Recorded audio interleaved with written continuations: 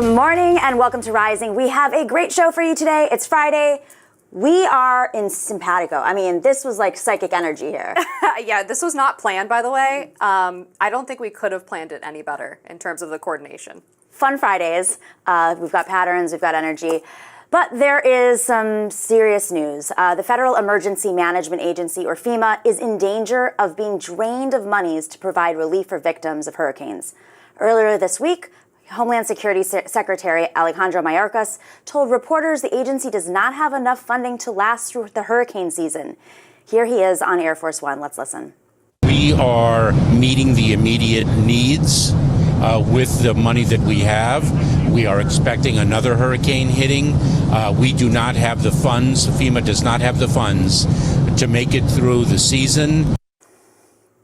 Apart from assessing the damage from Hurricane Helene, the agency is tasked with providing meals, water, generators, and other critical supplies to impacted areas. The catastrophic storm hit Florida last week and pummeled everything in its path as it moved up the southeast coast. As of now, 200 people have been killed and hundreds more are still missing. Moody's Analytics estimates the losses could tally around $34 billion. Congress recently replenished FEMA, injecting $20 billion into its relief fund. This was part of a short-term government bill that funds it through December 20th. According to the AP, a bipartisan group of senators from impacted areas wrote their leadership this week demanding that Congress do more to meet constituents' needs. Meanwhile, Harris, who visited Augusta, Georgia on Wednesday, is getting skewered online over the announcement that victims of the hurricane will receive $750 in relief. Frequent Biden critic Colin Rugg posted on X, quote, Kamala Harris kindly offers $750 to Americans who have lost their homes due to flooding from Hurricane Helene. The development comes as the Biden administration is now bragging about providing 67 Starlink satellites to impacted communities. For reference, the United States has sent well over $100 billion to Ukraine.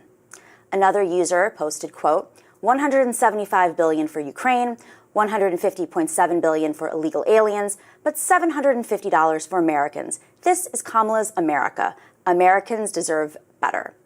Conversely, former President Trump launched a GoFundMe campaign to raise money for Hurricane Helene victims. So far, it's raised nearly $5 million. Okay, come on now. I mean, as we listed, this was something that was passed in Congress, and over 175 Congress members and senators voted against this bill, and some of the same senators that are in these struck regions are now demanding more money from the administration. But this is not, as we know so well, Congress is the one who has the purse strings. It's not the administration.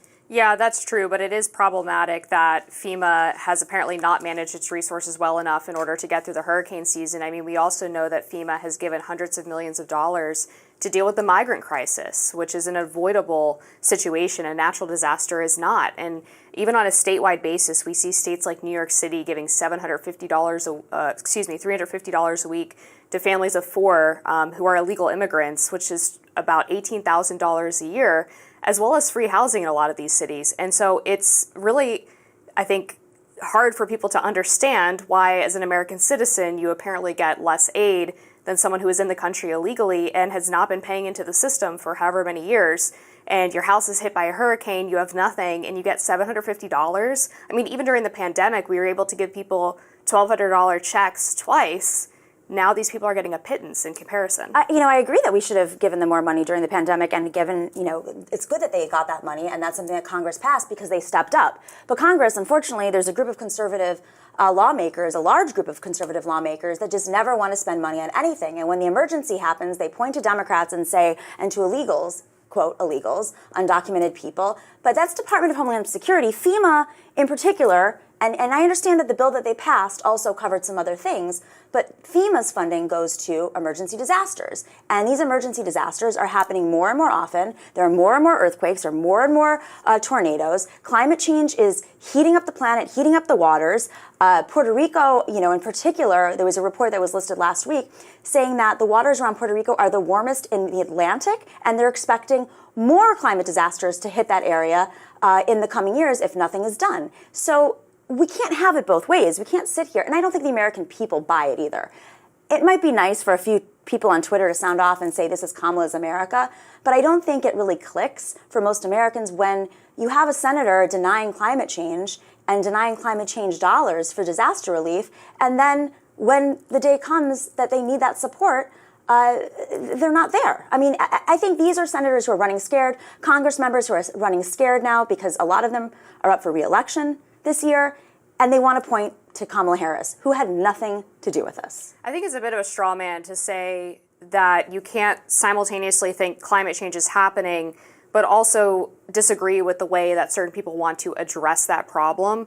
I mean, for example, people might take issue with the idea that you have to pass the Green New Deal in order to properly address climate change, and would say that there's trade-offs to that, right? Because you're putting people out of work. You're also challenging the fact that people get cheap, reliable, and abundant energy from natural resources, fossil fuels, et cetera, and that our infrastructure is not in a place where we can support just powering people's homes with windmills,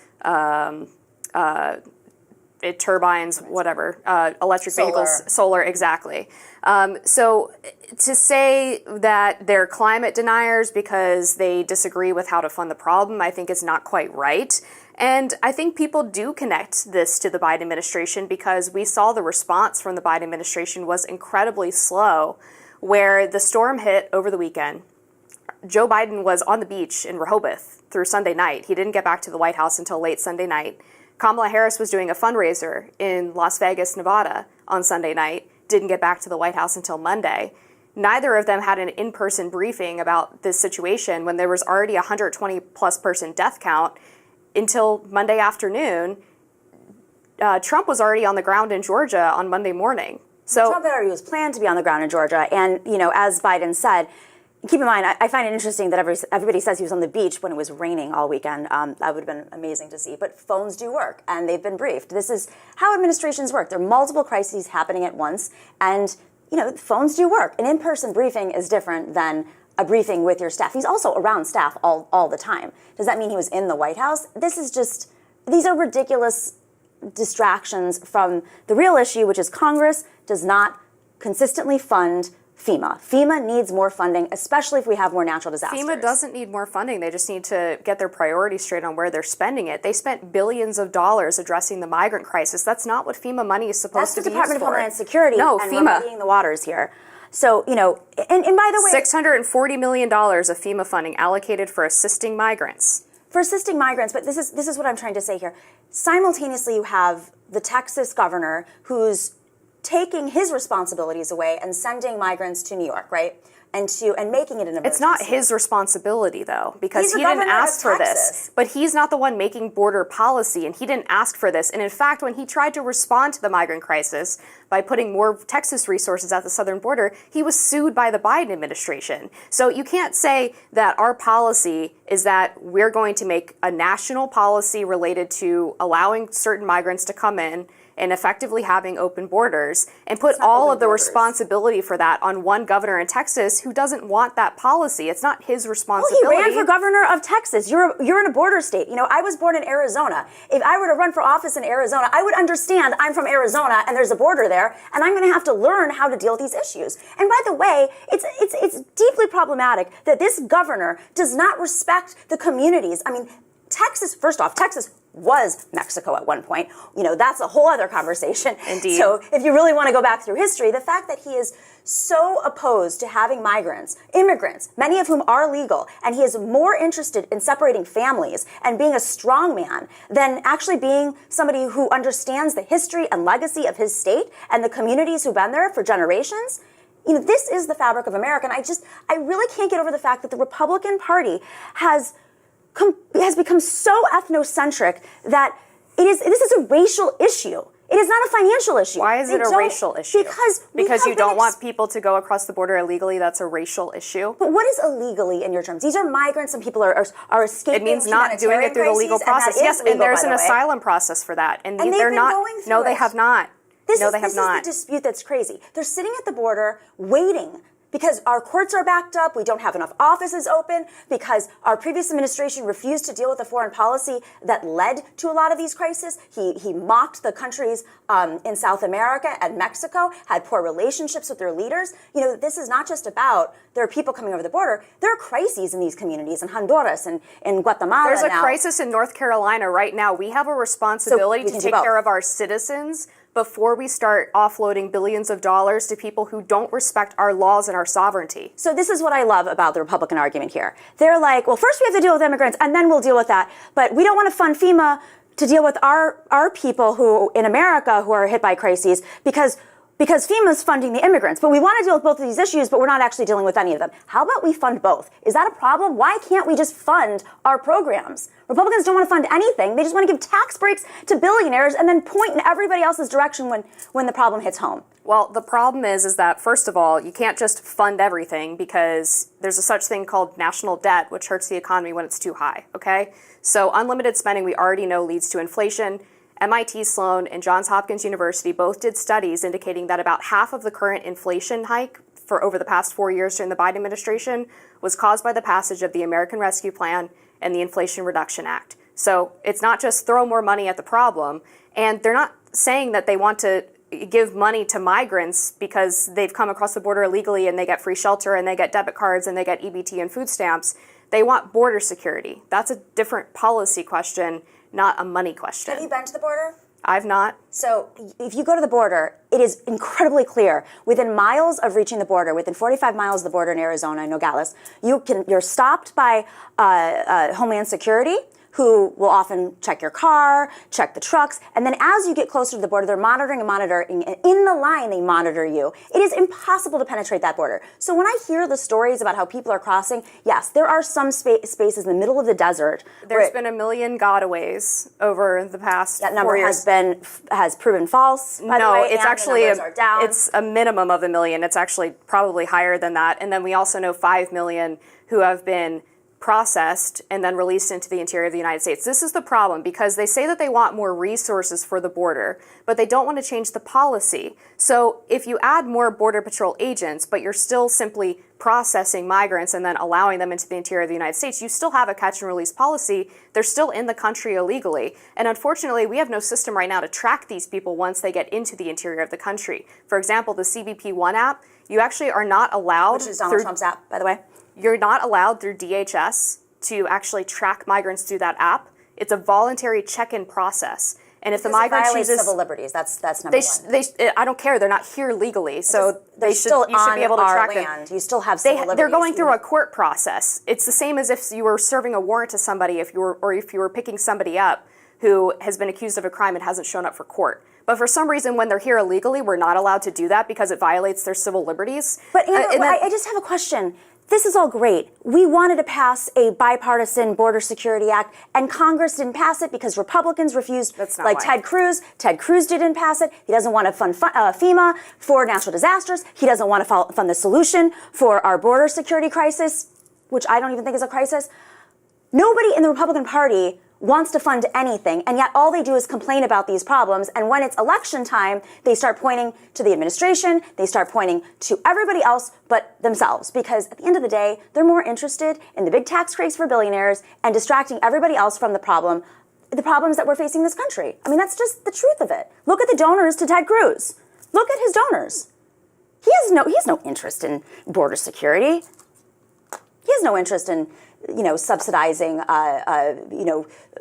natural disaster relief funding. He has no interest in any of this. I find it to be such an overgeneralization to say repeatedly that Republicans don't want to fund FEMA. They disagree with where the money that they're giving to them is going. That's a separate policy conversation. Fund them then? Nobody's saying that. Who is arguing that we don't want to fund FEMA? 175 senators and Congress members, Republicans, decided not to fund it in March. It's still passed, thank God, but they're the ones who don't want to fund it. They decided not to fund it, or did they have an issue with the way the bill was written because they didn't want the money going to certain programs within FEMA, such as migrant relief? Well, when I read it in the AP, they didn't say that, and they haven't proposed another bill. So if they're not funding it, they're against it at this point. And tell that to all the people whose houses just got blown away. Yeah, I agree. You should tell them that we just spent half of this segment arguing about immigration because apparently we have to defend sending $1 billion to migrants and giving them free EBT cards than just agreeing on the fact that $750 for the families who have been affected by this is absurd. Crises are crises, and we need to deal with crises. It doesn't mean that you cut off the funding because you don't get what you want. And that's holding the government hostage for your own interests. Okay, we'll agree to disagree. We have a lot more topics to talk about on Rising right after this. Country music star Garth Brooks has been accused of raping and sexually harassing his former makeup artist in a lawsuit filed in California on Thursday. The alleged victim, identified as Jane Roe in the suit, claims Brooks raped her in a Los Angeles hotel room in 2019. The complaint says that Brooks and Roe flew to LA for his recording of a Grammy Award tribute, but Brooks and Roe were the only people on the private jet, and when they got to the hotel in LA, Roe became aware that Brooks only booked one room for them to share. The suit says in that room, Brooks physically overpowered Roe and raped her and held her upside down by her feet. Roe says she suffered so much trauma from this that she contemplated suicide. The lawsuit also claims that Brooke would sexually harass Roe while she worked for him, including describing his sexual fantasies and groping her breasts. In one instance, Roe claims Brooks walked out of the shower naked and asked Roe to perform oral sex on him. According to the suit, Roe says she pulled away and said no. Okay, so there's a lot here, and he has also filed a countersuit because he has claimed that she was sending letters basically threatening to sue him if she did not get paid by him, and then she, of course, did so, and she found an attorney. He also supposedly received texts from somebody that they don't know, cryptic texts saying that he was ruining their lives. It seems that might have been Roe's husband, but we're not really sure. You know, these are the kinds of things that come out in court proceedings, but he's claiming that he's being extorted and that she also threatened to kill him. Yeah, there's a bit here in his countersuit that we can read from. So it says that in July of 2024, he first received this demand letter, which was the first time he learned of the allegations. And the defendant threatened to publicly file an enclosed draft civil complaint repeating the fabricated allegations unless Garth Brooks agreed to pay Jane Roe millions of dollars not to file suit. The letter also referred to various celebrity sexual misconduct lawsuits featuring multi-million-dollar jury awards. So obviously we don't know if she is telling the truth or not, but typically if you're going to bring forward a complaint of this nature, it's typically not a good idea for your own credibility to send a letter to the person you're accusing prior to filing suit and suggesting that they need to pay you out millions of dollars. 100%. And whoever her lawyer is, or whoever wrote that demand letter as a lawyer, should probably lose his license, frankly. Right. I mean, that is such poor advice. True or not, you don't do it that way. Because, as you said, it immediately ruins your credibility. And it gives him more power in this suit, in this countersuit. I mean, a lot of the stuff that she's claiming can probably be proven, some of the stuff at least, through flight records. You know, she says that they shared a hotel room and that she didn't have a hotel room. I'm sure that there's plenty of documentation that could prove so. I mean, if they did share a hotel room, not a great look, but also doesn't say that he raped her. Right. You know, there has to be so much circumstantial evidence to prove a situation like this, and it's real. It gets very detailed. I mean, we've seen this play out time and time again in the last, couple of years. What's also interesting to me is this happened in 2019, which is post-Me Too. So I'm not saying that's an excuse, because people who act out sexually, I don't think they're necessarily thinking of Me Too, but celebrities definitely probably have it on their mind. And they've known each other for, over 15 years or so. Right. She was working for his wife, and she had some financial issues in 2019, and he offered to provide her with more work to help her. So, there's lots of things at play here that lawyers are going to bring up. We don't know. Obviously, it's going to be played out in the court of law, and a lot of it will probably be sealed because it's private information. But lawyers get really tough in these situations. They ask about, the person's sexual history, about their mental health. They bring in psychologists. They go through your phone records, potentially. They go through your bank records. It is no joke. So when you open up a claim like this, you really want to have the best legal advice possible because it's going to disrupt your life in so many ways. Her name will definitely come out. Sure. It'll definitely come out. And that'll affect her potential work. But if she's correct, she should have the best legal guidance to make her case. And right now, that legal guidance, I mean, it was just sloppy. Exactly. I mean, they're also going to have to prove if there was sort of some kind of sexual contact that it was not consensual, Right. which is incredibly difficult to do, especially if she did not get tested or have a rape kit done after this incident supposedly occurred, because she says in her complaint that she felt like she was being ripped in half, like this was such a violent assault on her. So if she had a rape kit done, it would have shown that. But I haven't seen any indication that any kind of forensic evidence was collected from the time, which is another complicating factor in proving or disproving these claims. And from Garth Brooks's perspective, I guess outside of whether it's a good legal judgment, if she is looking for a payday, maybe it was the right move for her to try to send him this threatening letter, because most people hear they're being accused of sexual assault or rape and just want it to go away, because they know regardless of whether or not the allegations are true, once they hit the public sphere, a lot of people are going to assume they're true, particularly because of some of the overreaches of the Me Too movement. And a lot of men are just assumed to be, the aggressor. And his reputation is going to take a hit regardless of what shakes out from this. I mean, we've seen cases where men have been vindicated, 4 or 5 years on, but at that point, nobody's paying attention anymore. So I actually give him props, if this is not true, to not play into the blackmail thing and to say, no, actually, let's take this to court and let's let this shake out. I mean, to me, that suggests that he deserves probably a good amount of credulity in terms of his claims that he's making in response. Well, the other thing is he has these letters, which, again, are legal letters. A demand letter is from a lawyer who knows very well that blackmail ain't going to pass, right? But in the other letter, the second letter, she had a plot to kill him. And if that's in writing, I mean, that was the alarm. That's what really rang the alarm for me. Was right. If she has it in writing that she was plotting to kill him, we're dealing with a completely different situation here. She also demanded a jury, and we understand how that plays in the court of law. Me Too is complicated.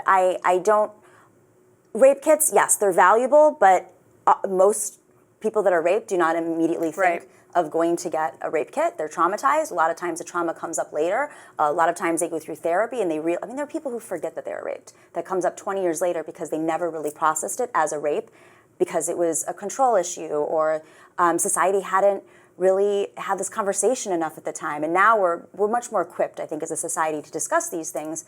But again, rape kits, yes, they can be valuable, but it's very rare that you have that kind of evidence, which is also why these cases are so complicated, and you have to go through all these other factors. But it is going to open up, and he obviously has the money to do so, and he's pushing back hard. But that plot to kill thing, yeah, Wild. Lost me there. And there's two other things that I find interesting about this, one of which is he has been a top entertainer since the 80s, right? I went to his concert when I was 12 years old, and I felt so special when I went to school the next day and got to wear his t-shirt, the concert t-shirt. It was like the coolest thing in the world. And for what it's worth, I listen to country music radio almost every day driving in, and they were playing his songs. So he's not canceled yet. Clearly people are just as skeptical as we are. But that being said, like with the Harvey Weinstein issue and the P. Diddy issue, as soon as one allegation dropped, it opened up a floodgate, and people were talking about how this was all an open secret. Everybody knew, but was scared to say anything. At least yet, I mean, it's only been a day. Right. We haven't seen the same reaction to Garth Brooks being accused. There hasn't been another woman that's come forward. There hasn't been this, I'm not surprised kind of reaction. It's actually been kind of the opposite, where people are pretty shocked by it. So that's a little interesting to me, because usually where there's smoke, there's fire. Mm-hmm. It's very rare that this is not a pattern of behavior for men who are engaged in sexual harassment and assault. And then the other part of this is his wife and him have been married, obviously, for a very long time. If he was stepping out on her on a regular basis, I think a lot of people would be very disappointed by that, because she has this little cooking show. He comes on. They're very sweet. They've been so in love for so long. And they're supporting Kamala Harris. One last thing, just to close us off, is we don't know what's happening here. The red flags for me were obviously just the plot to kill and some of the legal tactics. But if it is what he says it is, this hurts the Me Too movement. We cannot have the Me Too movement being weaponized. There are people, there are victims who are afraid to come forward, and if they see the kind of pushback that you get from a society when doing so, or it being weaponized, it's no longer as valuable to come forward. So, that's my biggest concern in the situation, is just that it hurts real victims. Yeah, absolutely. And that was a problem during Me Too. I mean, with like the Aziz Ansari article that was published in babe.net, that did more to hurt legitimate victims and a lot of other things that happened during that time period. We're going to have to leave it there because we have a lot more topics to talk about on Rising, but we will be back right after this short break. October surprise? Special Counsel Jack Smith's 165-page legal brief against former President Donald Trump was released this week. The filing offers an in-depth look into Smith's case charging Trump with carrying out multiple conspiracies in quest to keep Joe Biden from the White House in 2020, which clearly did not work. The dossier was officially released by United States District Judge Tanya Chutkan and reveals new details about Trump's attempts to remain in office. The filing expands on earlier allegations that Trump was aware his election claims were false. The document says Trump was given, quote, the unvarnished truth about losing the election, but continued to make false claims even while he was told they were untrue by campaign advisors. Trump said the details don't matter, according to the filing. The filing also says Trump and his confidants, quote, repeatedly changed the numbers in their baseless fraud allegations from day to day, and, quote, made up figures. Smith also reveals Trump wanted to, quote, create chaos at the polling sites where votes were still being counted. An unnamed member of the Trump 2020 campaign allegedly tried to create confusion at a Detroit polling center on November 4th when more votes were going to Joe Biden. The filings also delve into Donald Trump's relationship with Mike Pence, or lack thereof. According to the document, Trump allegedly disregarded concerns for his vice president, Mike Pence's safety during the January 6th Capitol attack. The filing claims that about 90 minutes after Pence publicly refused to overturn the 2020 election results, as rioters overtook the Capitol, Trump criticized Pence for sitting alone watching the news. Smith also writes that when Trump received the alert letting him know that Pence had been taken to a safe location, the then president replied, so what? Trump aimed to block the filing's release, arguing in court papers that federal prosecutors are trying to, quote, usurp control and presentation of his defense, The Hill reports. Trump went off on Smith in a Wednesday interview with News Nation. He's a deranged person. I call him deranged Jack Smith. He just lost the big documents case. That was the biggest of them all. They said the documents case, and they said that was the toughest of them all. Let me tell you, we just won it, and it was won strongly and completely, and it was a total victory in Florida. And he is a person who is trying, and he works for Kamala and he works for Joe. This was a weaponization of government, and that's why it was released 30 days before the election. And it's nothing new in there, by the way, nothing new. I love how he says weaponization of government, when literally that's what this entire thing is about, is he was weaponizing government to basically turn the election to his favor. He wanted another Brooks Brothers riot, which happened, of course, during the 2000 recount in Florida. He wanted to do another one of those in Detroit.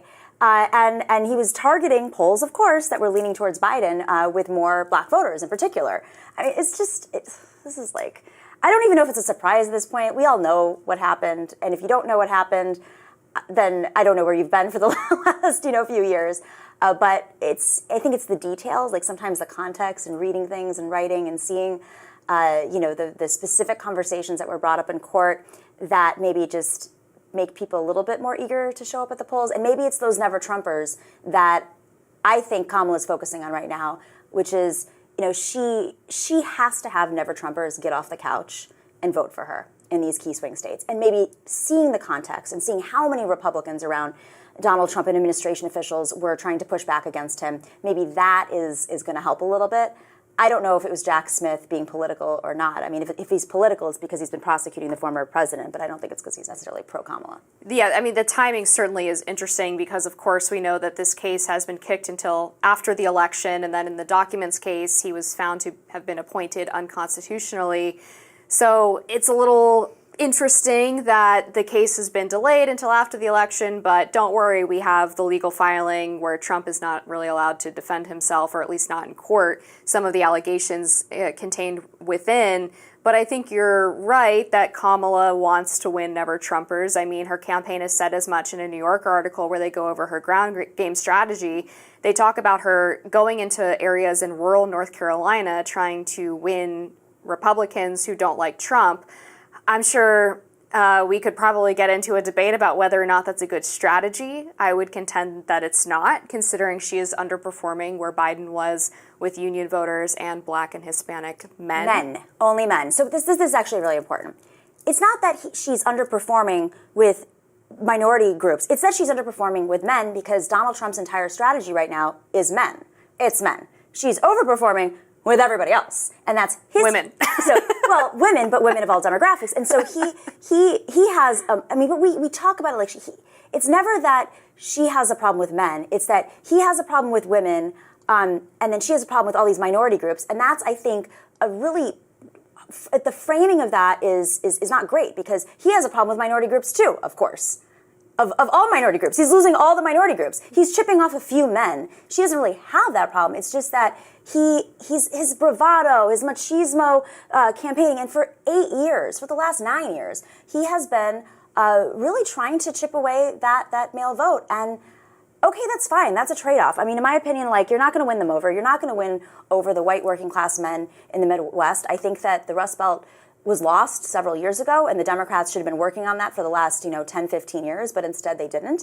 And so now she has to keep her base alive. She has to get enough young people, and she's got to get those Never Trumpers. That's the new coalition. Yeah, that's why I think it's weird that she would be going into rural North Carolina, because I suspect that's not where the Never Trumpers are located.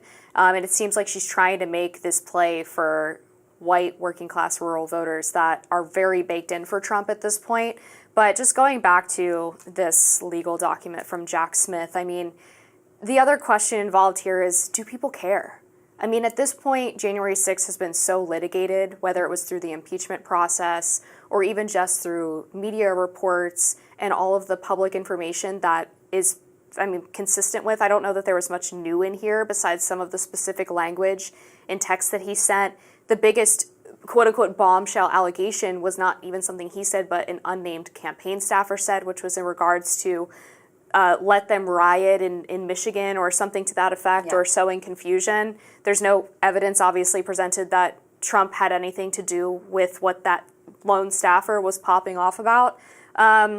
And then we also know that there's a history of Democrats invoking the Electoral Count Act of 1887, most notably in the 2000 election between Bush and Gore. And it didn't work, by the way. Yeah, exactly, and it didn't work here. And I think it is notable, by the way, that the contention is that Trump asking Pence not to certify the results of the election was illegal. And that was the crux of the issue, is that he wanted to overturn the election by doing something illegal. But there was a legal quandary involved in this piece of legislation as to what authority the vice president did have to reject electors and send the votes back to the states for a recount. Otherwise, they wouldn't have had to update the law in 2022 to specify that doing so was illegal. Well, they specified it, again, because this has never happened. It's unprecedented. Right, because it was a vague law. But the issue here right now with Jack Smith is about whether or not there is presidential immunity. And that is the crux of everything here, and it's why it matters in this election, is that Donald Trump believes, no matter what, if he were to win or not win, he is going to eliminate multiple departments and become, president for life, as he stated. He actually said that. So, we're talking about a completely different scenario now in this final month, and I'm glad that Jack Smith released this to make the case that this is a poor lawmaking, yes, 100% poor lawmaking, but simultaneously, we are in unprecedented times where we have a former president who is willing to suspend the Constitution so that he could be president for life. I'm sorry, we just can't get away from that. That is something, the fact that came out of his mouth and it is not airing in every single ad in every single swing state. If you're listening, Kamala Harris campaign, put that in an ad, because that's what those people are thinking about. Do you sincerely think that if Trump gets into office again, he will never leave? Yes. You sincerely believe that? Yes. Okay. I mean, he basically showed. I think that there's a lot of joking going on, particularly when we look at the dictator on day one comment, which was a direct response to Democrat fear-mongering that he is going to be a dictator.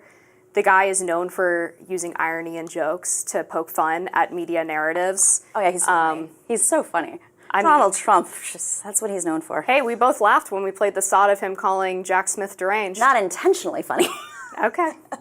We have a lot more to cover, of course, here on Rising. We'll be back after this. Tesla and ex-CEO Elon Musk discreetly gave tens of millions of dollars to Republican organizations, including groups with ties to former aide to former President Donald Trump, Stephen Miller, as well as supporters of Florida Governor Ron DeSantis, the Wall Street Journal reported Tuesday. Their print headline read, "Musk quietly poured millions into GOP causes since 2022. In the fall of that year, $50 million from Musk funded a series of advertisements for the group Citizens for Sanity, attacking Democrats on issues like immigration and medical care for transgender children. The ads primarily ran in battleground states ahead of the 2022 midterm elections, but eventually made their way to Delaware, with names of Stephen Miller's legal group listed as the directors and officers of the group. In 2023, Musk gave $10 million in support of DeSantis' campaign for president, according to people familiar with the donations. The Wall Street Journal writes that the money was sent through a group called Faithful and Strong Policies, and over half of it would end up in a pro-DeSantis PAC that we know as Never Back Down. The financial donations show that Musk was a key player in funding Republican candidates and causes long before reportedly working with the super PAC, America PAC, which expressed strong support of Trump this year. According to the Wall Street Journal, the PAC proposed a budget of $160 million, most of which would come from Musk, to meet their goal of winning 800,000 voters for Trump this fall. In July, Musk said he plans to commit $45 million a month to the PAC, according to the Wall Street Journal. But back in March, Musk posted on X that he did not intend to donate to either Trump or Biden's campaigns, writing, "Just to be super clear, I am not donating money to either candidate for U.S. president." That's a little misleading because he is funding America PAC, and America PAC is doing some ground game operations for the Trump campaign. In fact, there's reporting that came out just this week that Turning Point Action, which is Charlie Kirk's C4 of Turning Point USA, and America PAC have combined resources where America PAC is essentially providing the funding and Turning Point Action is providing the bodies. And they have apparently hundreds of staffers now, mostly in Arizona and Wisconsin. Yeah, it's very misleading. It's confusing to most Americans because, Citizens United opened up this whole array of dark money that can flow into 501c4s, which are not nonprofits, they're political nonprofits, and you don't have to disclose where the money comes from. So, and then they can move money into other organizations, and it becomes this big game where a C4 can go into a PAC, and PAC money can go into a C4. It's really confusing. There's another group called Building America's Future that he put in 2022 $53 million into, in 2021 $11 million. And two of the things that they did was they put $10 million into undermining Kamala Harris, specifically black supporters, around the menthol cigarettes, saying that she was, they had flyers that were distributed in Arizona saying, stop cackling Kamala. I can't even say it. See, that's like great messaging, guys. But the menthol cigarettes in particular, they were fear-mongering the black community, saying that Biden and Harris wanted to ban menthols. Well, they did. They did, but they were using it as a tool, and that's how these groups work, right? They also blamed her for the invasion of illegal immigrants over the border. Also partially her fault. But the point is that they're weaponizing this, and he didn't technically give money to the candidates, but he has funded outside groups. And there's a lot of money to be made in this space, too. Let's not deny that there are consultants making a lot of money off of these things. There's folks that are starting these groups, Stephen Miller. I mean, it's definitely a grifter bonanza when you start opening up these groups, taking money from big donors who, he can lose the money easily. $53 million is nothing to Elon Musk. He has a political agenda. I don't know if he necessarily knows how to strategically target the folks, people on the left, if that's his goal. But the people that he's giving money to, they haven't been winning at this. 2022 is failed efforts, so it's a win-win for those guys. Yeah, I mean, we'll see how it shakes out. I actually just did some reporting on the ground game efforts of the Trump campaign versus the Kamala campaign for a magazine feature that's coming out in our November edition of The Spectator. And they do have very different strategies. Obviously, they're both spending tons of money in swing states, but they're targeting different types of voters. I mean, we talked about this earlier in the show about how in North Carolina specifically, the Kamala Harris campaign is trying to get turnout up in rural places, which is sort of Trump's bread and butter. So that's an interesting strategy. Of course, she's also trying to boost the base of the Democrats as well in big cities. The Trump campaign is doing something very different, which is they're actually specifically targeting low to mid-prop voters because of the fact that he performed very well with people who had never voted before in 2016. So they're focusing really heavily on new voter registration efforts as well as turning out people who voted for Trump in 2016 but did not in 2020. And they've also really stepped up their game in terms of mail-in ballots and absentee voting, which the Republican Party traditionally has been very bad at. But Arizona, I mean, it's very popular in Arizona, and that has been in effect in Arizona way before the pandemic. And so when he started to challenge it, folks in Arizona, Republicans were like, hey, Donald Trump, stop that. It's really popular in Arizona. We've been using it for a long time. The other side of this is just my own little pet peeve.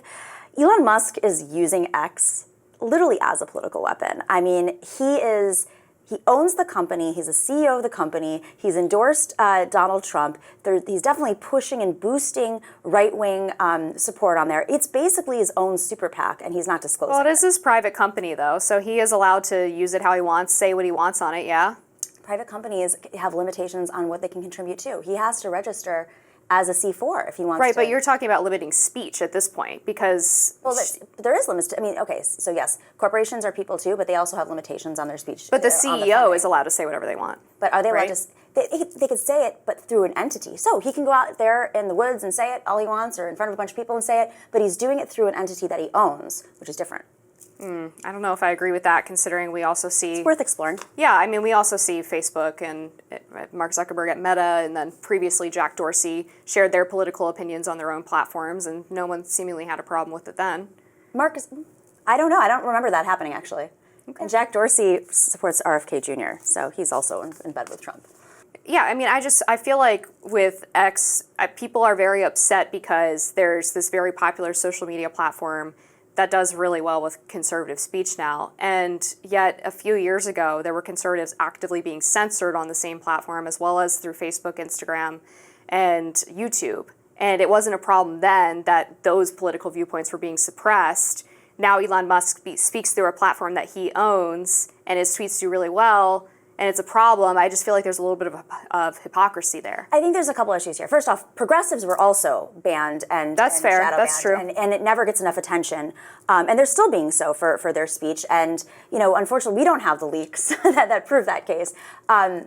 With that being said, look, okay, he has a company and he has a fiduciary responsibility with that company. Mm-hmm. Companies, yes, they can take political stances, but in an election, companies usually have to put money into campaign ads to do so. I don't know what the answer is. I think it's a good argument to be made with FEC, and it would be an interesting complaint to file if anybody wants to take that up, because he is weaponizing something that he owns in a way. Yes, you can speak on a platform, right? If you have a newspaper and you're the owner of the newspaper, you have full right to go into the opinion section and cast an opinion. But if the company is now utility for the Donald Trump campaign, and it's not that popular anymore, by the way. He has lost a significant number of users, so much so that just a couple of days ago, the company was devalued 80%. Like, it is sinking. I think True Social might be more popular right now. But isn't X different from a newspaper in that it's not a publisher, so it doesn't have the same responsibility to be responsible for the things that it publishes on the platform, right? I think there's an argument to be made of that. I mean, but he goes back and forth. On one hand, he says he's a publisher. On the other hand, he's a private company when it's convenient to him. He's a free speech absolutist when it's convenient to him.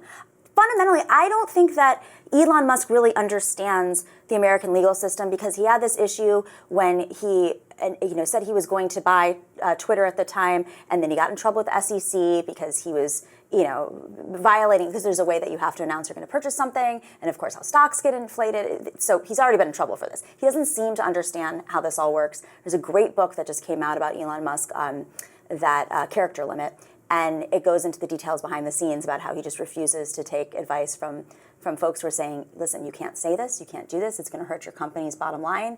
And just like Trump, he just does what he wants. Well, I mean, there's something to be said for you buy something because you believe in a principle, and even if it doesn't boost the bottom line of the company, you're sufficiently committed to that principle, you're willing to run the company in a way that maybe doesn't balloon profits beyond where it was when you purchased it. And I mean, I think a CEO is free to make that decision. Yeah, he has a board though, and Sure. there are some responsibilities he needs to do. Listen, I don't care what he does with the company at this point; it's done. But he does have that right, and he's sinking it. And hopefully, something else will pop up that's a little bit more democratic. Yeah, Blue Sky. Apparently, everybody's on Blue Sky nowadays. The Reds ain't it either. We need something. Exactly. We have a lot more topics to get to here on Rising. Stick around. 200 people have died as a result of the destruction brought by Hurricane Helene since last week. The storm destroyed several communities in North Carolina, and hundreds of people are still missing. But President Joe Biden seemed to forget that the storm had ever happened. What do the states in the storm zone need, Mr. President? Okay. What do the states in the storm zone, what do they need after what you saw today? Oh, in the storm zone. Yes, sir. I'm wondering what storm you're talking about. They're getting everything they need. And they're very happy across the board. That's not great. I didn't hear what he said either. It sounded like he said storm zone. But then he said, oh, storm zone, I didn't know which storm you were talking about.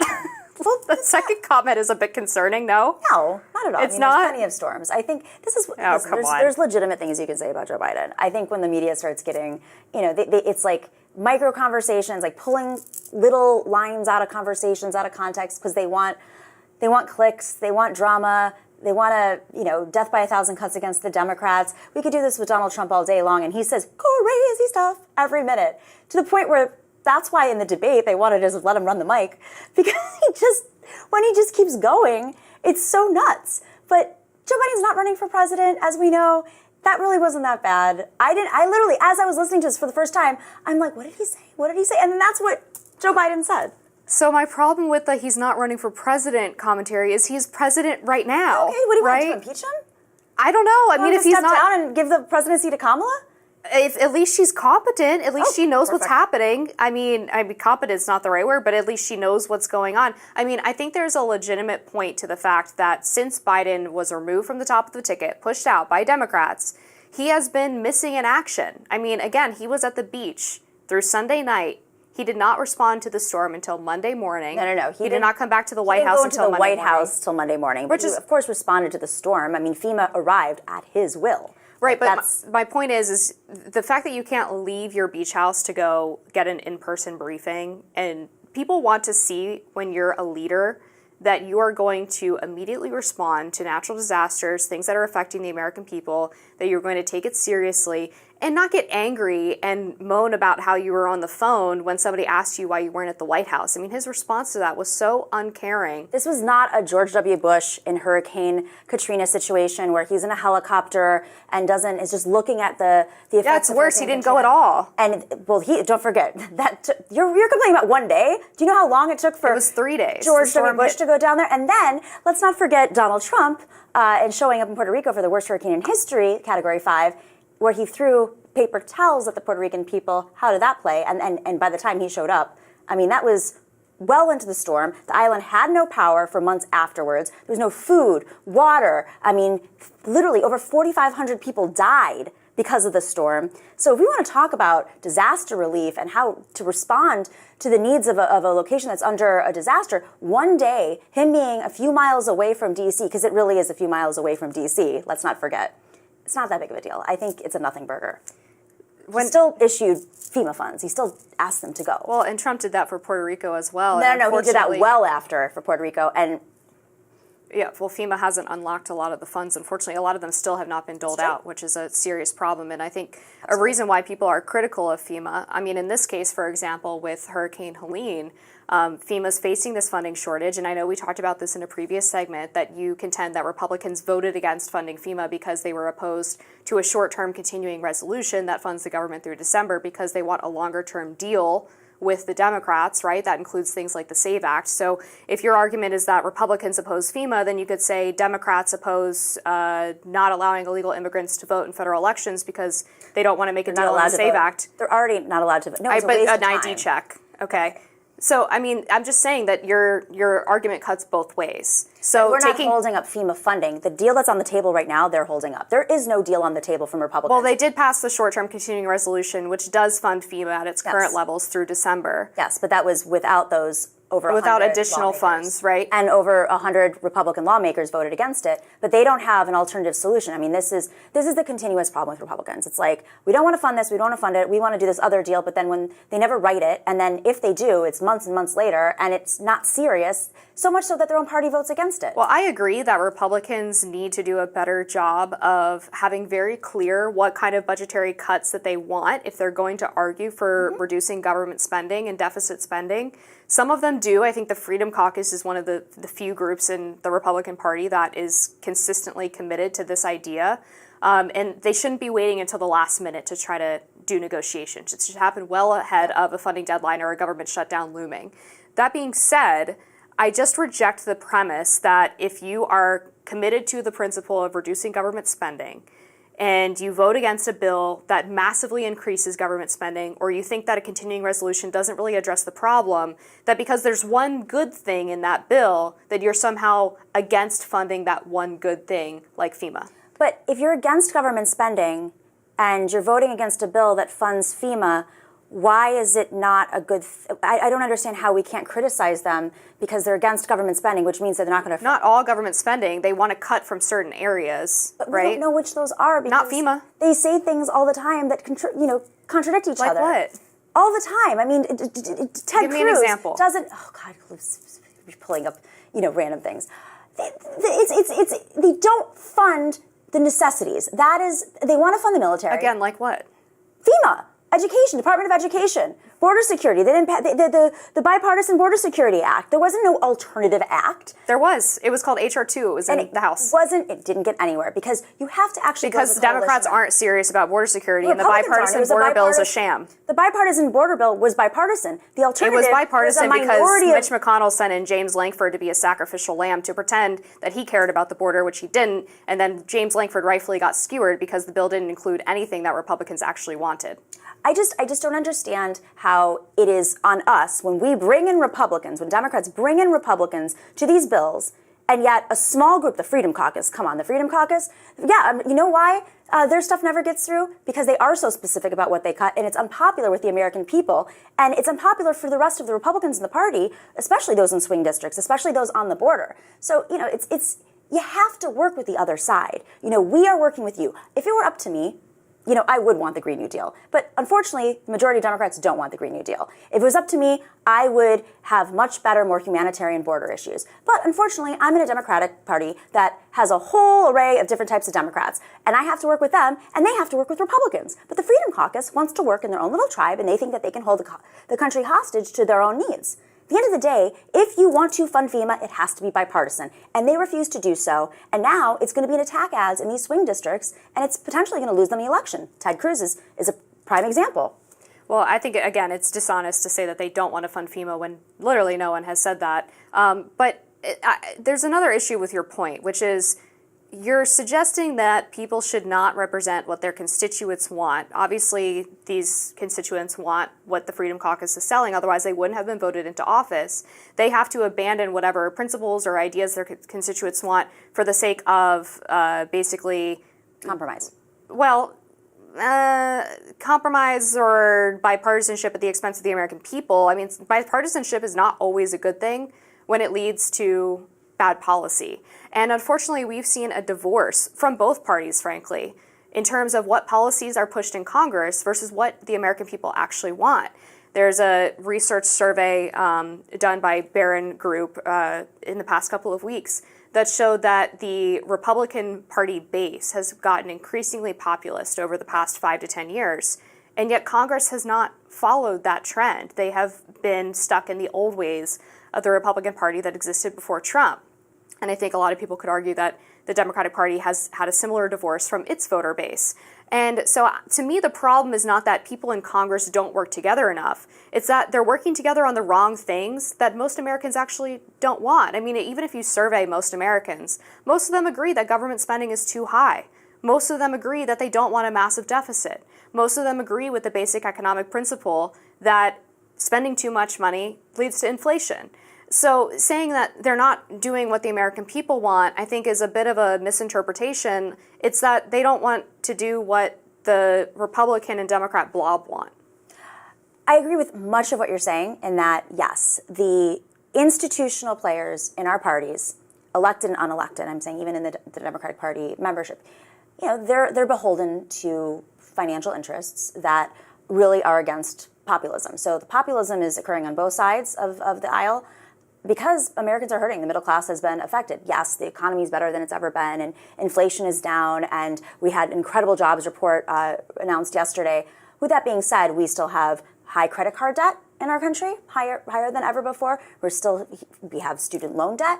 People want those problems solved, but both parties are beholden by financial interests that prevent them from doing so. Maybe a little bit, thank goodness we have Kamala Harris, who's putting forward better economic policies that I didn't think were even doable in the Democratic Party 8 years ago.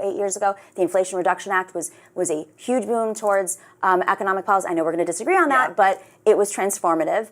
And those checks that went out that Donald Trump signed that Congress passed were a big deal. But that was in the middle of a crisis. I want Congress to be acting populist when it's not a crisis. I want them to stand up to the financial industry when it's not a crisis. I want them to stand up to the military-industrial complex and the consultants when it's not a crisis. They only take these actions when it's a crisis, but right now, that is why populism has risen. I think it's transforming a bit. Some of these Freedom Caucus members that are supposed populists do take money from the folks. Yeah, and not all of the Freedom Caucus is populist, I will say. Some of them are basically Tea Party holdovers, yes, which is a different thing. And Tea Party was backed by the Koch brothers. I mean, come on. Or Koch brother now. Well, you won't find any Koch brothers support from me. We're going to have to leave it there. Surprise. Yeah, we do agree on that. We're going to have to leave it there and be back with more Rising after this. In this presidential election, every vote, especially in the swing states, will count. Both Kamala Harris and Donald Trump are making repeated visits to these areas trying to appeal to anyone in every demographic. There is one group that makes up about 8% of the population that could help favor one candidate over the other. They are called news avoiders. They're not you, by the way. According to the University of Minnesota's Benjamin Toff, they are a group of Americans who assiduously avoid the news. Toff says this demographic has common traits. They are distrustful and view journalists and politicians as the same, untrustworthy. They are mostly young and low income, and many are women. News avoiders span racial and ethnic groups. What may be most surprising is this group tends to also avoid social media. So, how should these candidates vie for these voters? I am also distrustful of journalists and politicians, so I guess I vibe quite a bit with the news avoider group. In a sense, but, and you're also, so I think there was a key factor here that maybe folks really aren't getting, because it's hard to avoid the news. It's hard to understand who, at this point, not understand who any of these candidates are. If you don't know enough about Donald Trump, where have you been? Well, literally, where are you hiding? I want to go on that magical vacation. I mean, I went to the Caucasus countries recently, and I'm in the car in the middle of the mountains, and the driver is talking about the presidential election. And I'm like, where are these undecided voters? If this guy in the middle of the Caucasus Mountains in Europe, it blows my mind. So I think a key factor to take away here is they're busy people. There are folks who are overworked, juggling household duties, usually women, so working women who might have 1, 2, maybe even 3 jobs, and children. And at the end of the day, they're tired. And maybe they turn on Netflix and watch Love is Blind. Maybe they don't watch anything. Maybe they just tune out. I get it. I totally feel them and I understand them. But they're still going to vote. And that's what's so interesting to me is the overworked person who's not consuming all this media, or any media really, also feels that they should vote. And they do lean a little bit more conservative. And I think that's why the burden is more on Kamala Harris right now to win over these voters, because they're female, and she is definitely doing better with women, and she wants to win over the Never Trump female supporters. And I think that's a really good point, is it's the Never Trump female supporters. Yeah, and I think that's a very different demographic from what we're labeling here as the news avoiders, because Never Trump women tend to be upper middle class, live mostly in wealthy areas, they tend to be white, whereas these news avoiders, it says, cut across racial and gender demographics. that they, again, tend to be lower income. And as you said, like, these people are justified in not wanting to be super plugged into the news or not having the time to do so. I would never fault them for that. And I also don't fault them for still wanting to exercise their right to vote, right? Because I think it's pretty simple for a lot of people right now. The economy is the number one issue for a reason. Their prices have gone up on average 25% over the past 4 years. If you are someone who is working multiple jobs and you're part of a working class family, what you know is what you feel in your pocketbook, which is that things are more expensive, the housing supply is down.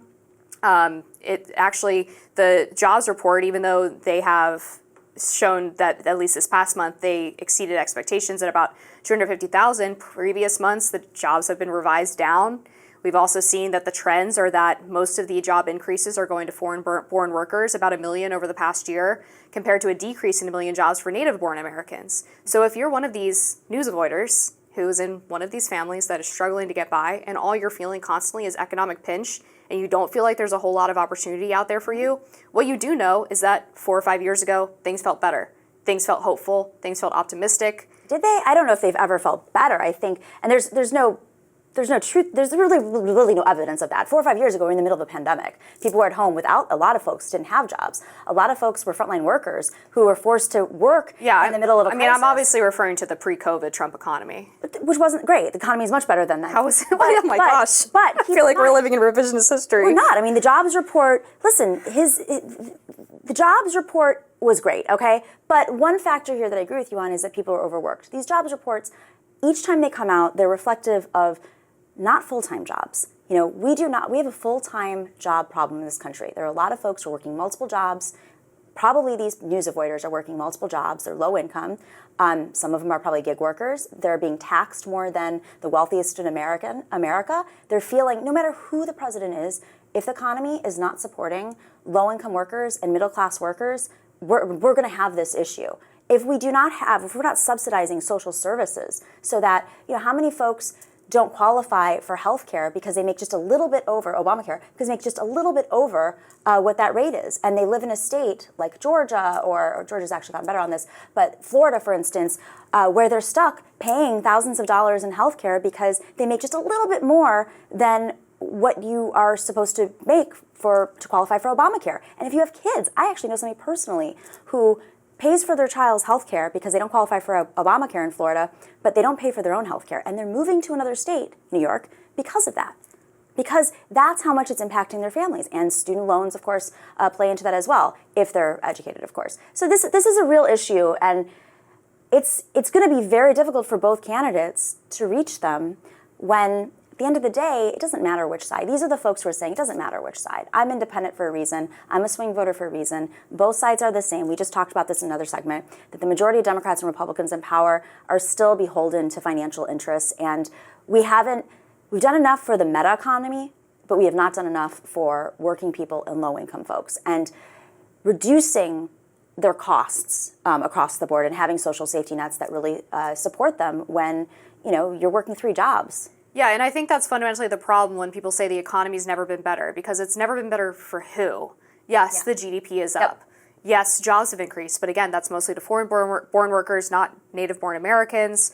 I mean, I just don't see that things have gotten better for people basically under the top 1 to maybe 10%, right? Mm-hmm. And even then, if you're someone who does have a good job, maybe you're upper middle class, that doesn't mean that your groceries going up to $400 a month for your family instead of $150 doesn't affect you. Right. I mean, that impacts everybody. That cuts across class lines. Mm-hmm. Yes, it's more severe for people who are at the lower end of the income spectrum. But those prices are never going back down, right? Even though inflation has been reduced, the numbers don't get reduced. Right, because the rate has decreased, and it's at, 2.5 now? Yeah. But it's still above where it was when Biden took office, and the rate only fell within the past 6 months to a year. And over that time period, again, we've seen a 25% increase in prices that are never going to be reversed. Tariffs ain't going to help that, every economist in this country says. So. Well, it depends on if you factor in the potential in wage increases for American workers and the reshoring of manufacturing, right? There's a trade-off involved in tariffs, and it also depends on your values. Do you want to make sure that people have access to cheap goods from China? Or do you think it's more important to build up a manufacturing base of unskilled workers for people who don't want to spend hundreds of thousands of dollars to go into college debt? And I think that's a reasonable conversation to have. And I completely agree with you, and I think that's the trade-off, isn't right. Increase tariffs and then don't build it up. The problem with Donald Trump is he had an opportunity to do that and he didn't do it, and that's why the majority of unions in this country are pushing back against him on these tariff deals, because unfortunately some of these factories are never going to come back. Yes, it's going to take a long time to rebuild that workforce. And technology has changed. So, the fact that the Koch brothers and the right wing have been trying to don't lump those together. have been trying to dismantle unions for years actually hurts the American dream. And Donald Trump himself, of course, outsourced his jobs for his ties and all of his, products to China. That's the comedy of the whole Unfortunately, well, I think that would suggest that he knows better than anybody what cost incentives do to a business and why you have to potentially punish businesses who think that it's the right idea to manufacture elsewhere, right? You have to have, most businesses are not going to put the principle of American jobs over cutting costs, because that would be profit suicide. So government policy steps in that case to change the incentive structure for a company. I know we could stay on this all day, but of course we have tons more to cover. We're going to be back with more Rising after this. Wow, being unhoused and sleeping or camping on public property in Florida is now illegal. One of the strictest anti-unhoused measures in the nation came into effect on October 1st. Florida Governor Ron DeSantis signed the bill in March and said, quote, "The state will not allow homeless encampments to intrude on its citizens or undermine their quality of life." Republican State Senator Jonathan Martin said in a statement, "It's our responsibility to deal with homelessness, and that's why we can't wait any longer." Starting January 1st, residents, business owners, and the state can sue municipalities for not doing enough to help the unhoused get off the streets. Florida estimates to have 31,000 unhoused people, and a state budget of $30 million has been allocated to help municipalities enacting the law. However, there are insufficient resources to develop solutions to avoid being sued. So what does this new law mean? Will the unhoused be arrested solely for sleeping in public places? Now, Amber, this used to not be the law of the land. Sure, private properties are off limits, and that has been the case across the board. There are certain municipalities and states that do not have this law and have pushed back, but there was a Supreme Court decision in late June that made it so that municipalities and lawmakers locally could fight back and target the unhoused. But, again, is there an issue with unhoused people in this country? Is it increasing? Yes. Do we not have enough housing for folks? Yes. Majority of those who are unhoused are actually working people, and most of them are actually women with children. So we have a crisis, and our government is not providing the solutions to rising housing costs. And are there other factors at play? Are there people who have mental health issues that do not have the support? It's not always the case that they'll get the support when it's offered, but still, we need to provide more support. And just persecuting them, just to me, seems inhumane and not the answer. So I agree with the idea that we should be providing drug rehabilitation as well as mental health services and shelter to people who need it. What I don't necessarily agree with is the idea that letting people stay in encampments on the street is the compassionate answer to this. When you see these encampments and the things that go on there, it is horrific. I agree. There are women who are raped. There are people who are beaten and abused. They are held hostage by some of the more mentally unwell individuals who are in the encampments, and that can't be the solution. And in addition to the people within the encampments who are not doing well, you also have the people who live in that community who sometimes have to interact with people who are frankly crazy. And it used to be the case here in DC where walking through Union Station was like an exercise in trying to avoid street harassment and not get randomly hit by a homeless guy. That's unacceptable for any public place, for someone to not feel safe in a building that is funded by their taxpayer dollars. Recently, what Washington, D.C. did last year is they actually finally empowered the National Park Service through the federal government to clear out encampments that were on public land, because in D.C. most of the public land is actually owned by the federal government as opposed to the city of D.C. And they cleared out Columbus Circle, McPherson Square, some of the other public parks that are around the city. And yes, some people move to other public places that are not under the jurisdiction of National Park Service. A lot of them got into shelters, which is a good thing. And the problem with removing an element of consequence for people for not going into a shelter and staying in a public place is that, as you alluded to, a lot of them don't have the wherewithal to accept help because they don't want to go to a shelter because shelters don't allow drugs, for example. Or they make you give up some of your items that a lot of times is just trash or dirty clothes. And I don't think the answer to that is to say, well, since they didn't want to go into the shelter, then we just let them go back out on the street. Sometimes the right answer for people who are not able to say yes to help is to compel them to do it. I hear you on that, and there is a minority group of folks that really do need help and are refusing the help and are definitely the more visible in the community in which people don't feel safe, right? But when it comes to shelters, and I'm speaking really for New York and Los Angeles in particular, they're really unsafe. There have been so many stories at this point that have come out about how mothers don't feel safe with their kids. And, we have a shelter issue too. I'm a big fan of the housing first policy that are, starting to spread, thank goodness, in different municipalities around the country. It's definitely been debated in New York. New York has a bunch of other issues too, just affordability issues. One more factor just in terms of housing and mental health, let's just put that in a jar for a second because, there are mentally challenged people who are having issues with mental health that are unhoused. Put that aside. But people who just are working folks, have kids, can't afford housing in cities where most of the jobs are in this country, there's an affordability crisis. And I'm very passionate, in at least New York City, about taking on the real estate developers who are profiting off of these like YIMBY campaigns where they're saying build more housing, build more housing, build more housing, and we'll add some affordability into that housing. And it's not really affordable, but when you're building that much housing, it's increasing the cost of housing. But meanwhile, in New York City and Los Angeles and Miami, I assume also in Washington, D.C., you have, quite a few warehouses, like it's called warehousing, where landlords will play this game where they will push out the residents so that they can increase the rents, hold them so it increases more,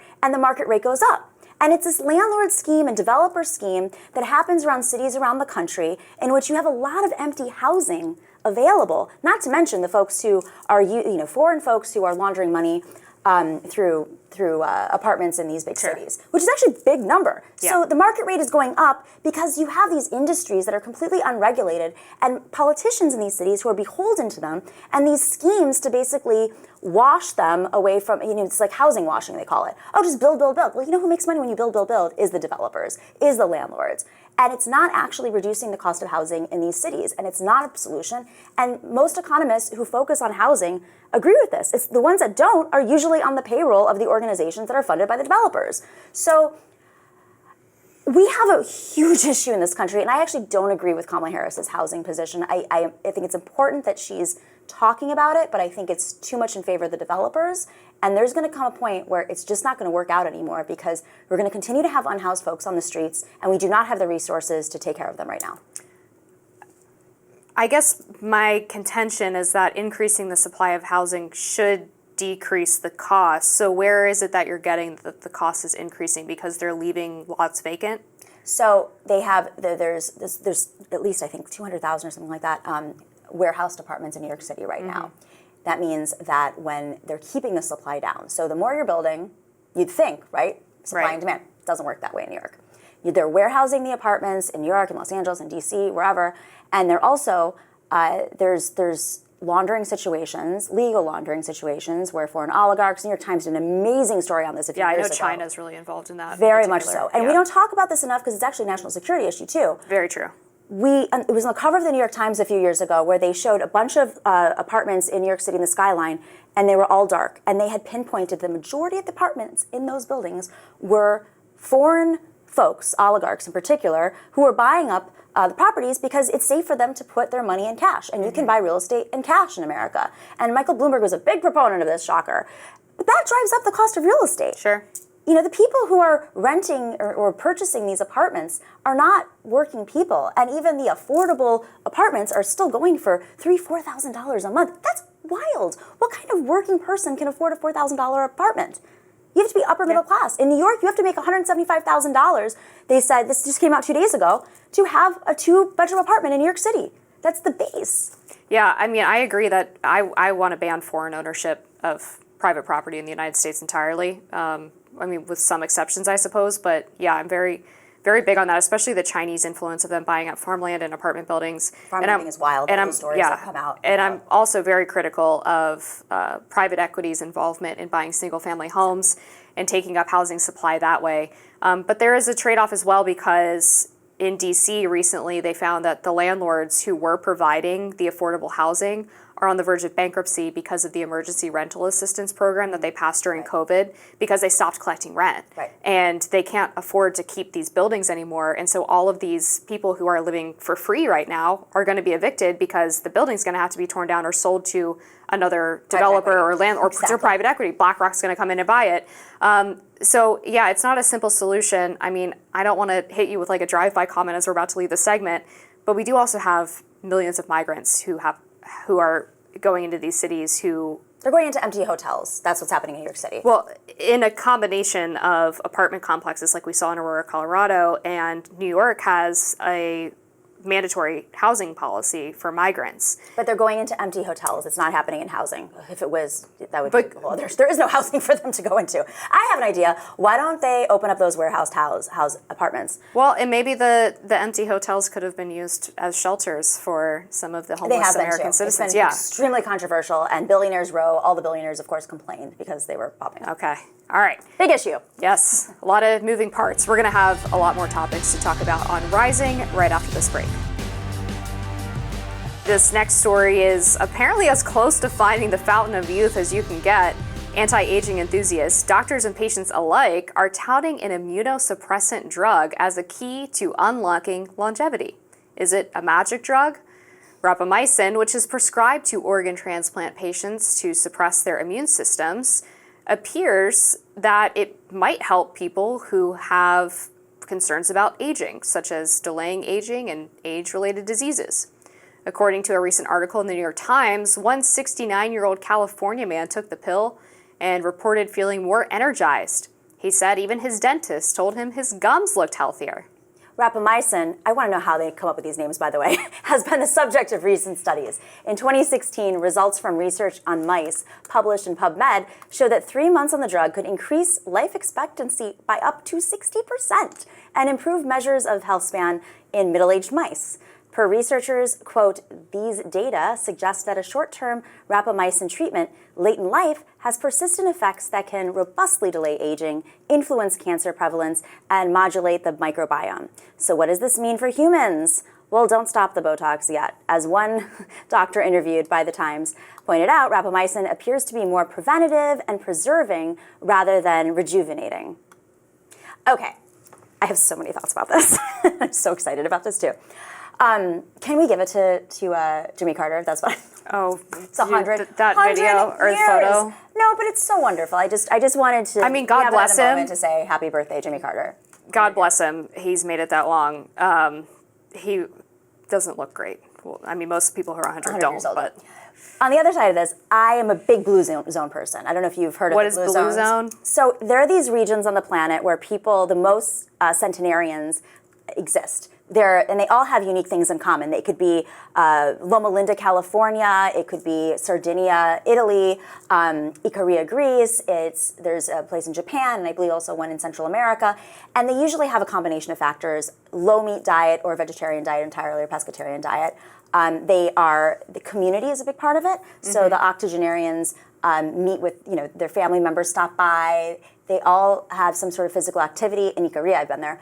You have to walk uphill everywhere. I'm like, I can't do this. I can't do this for life, but I guess you get used to it. So physical activity is a big part of it. And some do involve alcohol, like wine, but not all do. In Loma Linda, they don't drink, and I believe that they don't drink. It's a religious community there. They don't, Seventh-day Adventists, they don't have caffeine, but they live the longest. So, this is amazing, and I would love if my gums looked better. I also would love if my organs probably worked a little bit better too, because I do like my wine. With that being said, healthy lifestyle, I don't think it's something that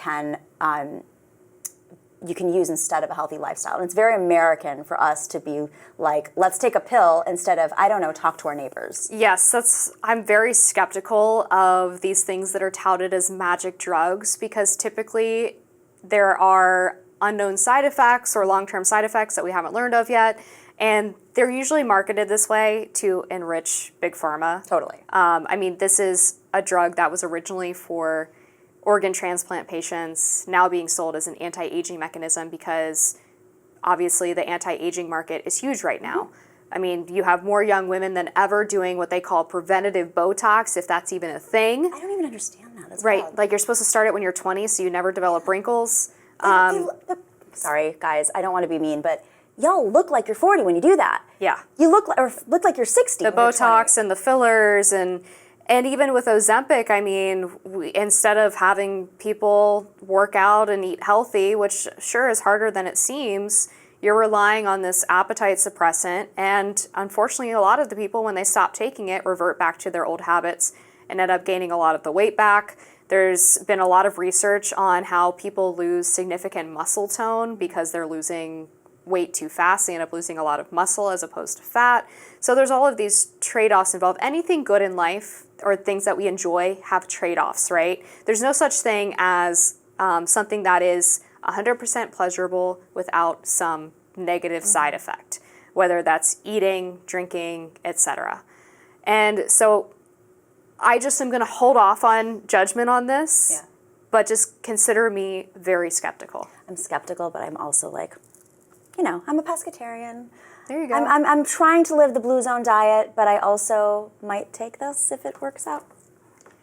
It's a bet. Yep. Why not? We'll see. I just want to feel better. That's all. I just want to feel the feeling better is fine. I am so concerned about society's general aversion to aging. Yeah. Like the idea that having wrinkles on your face is supposed to be this huge negative, that if you have hooded eyes, you have to get some kind of surgery to correct them. And like people doing like cryotherapy and red light saunas, I get it. I have a skincare routine, I try to take care of myself. I drink lots of water. But the idea that as you get older, you don't have expression lines from smiling, or your forehead doesn't have lines because, you would normally get lines from expressing yourself. I think these are normal, healthy parts of being a human, and we should embrace getting old, because that's actually a gift and a blessing. I 100% agree, and that's also why I think the Blue Zone lifestyle is a contrast to this. It's not about looking younger, it's about feeling younger, being healthy, and aging better. There are these guys, what's that Silicon Valley guy who's spending all this money. He's a freak. And that doesn't just looks seem weird. fun. He looks weird, he sounds weird, doesn't seem like a fun guy to be around. Loosen up a little bit. You don't have to always put so much. And why do you, specifically, Silicon Valley man, need to live forever? They're so self-important. There's a beauty in aging. There's a wisdom in aging. And I agree with you. The pressure that we're putting on on young people, it used to be when I was growing up in the 90s and the 2000s, that was the Paris Hilton era, that was the anorexia era where everybody, cocaine chic, heroin chic, or whatever. Exactly. That was really destructive, but now it's so accessible to get a little Botox here, some filler there, and you are seeing a trend where people are taking them out now because they think they went too far, and it becomes sort of a it's sickness where you don't necessarily see how much you have. Exactly. And then they take it out and they're like, actually, I look much healthier. And TikTok's not helping. And I think this is where the social media companies... Yeah, the facial filters on social media, oh my gosh, they're so distorting.